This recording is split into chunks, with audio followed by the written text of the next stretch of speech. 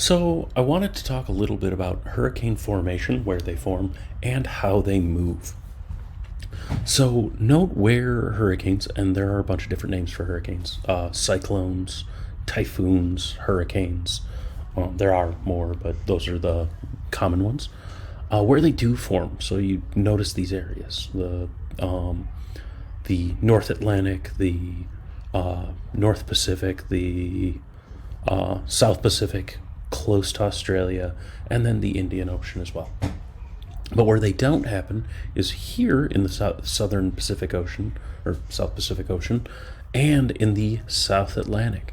And that's caused by cold or cool ocean currents in that area. There's just not enough energy to create the hurricanes.